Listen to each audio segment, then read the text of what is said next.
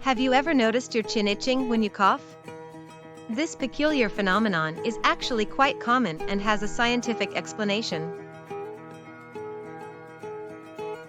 According to a study published in the Journal of the American Medical Association, the sensation of an itchy chin during a cough is linked to the trigeminal nerve. The trigeminal nerve is responsible for transmitting sensations from the face, including the chin, to the brain. When you cough, the pressure and movement can stimulate the trigeminal nerve, causing the feeling of an itchy chin.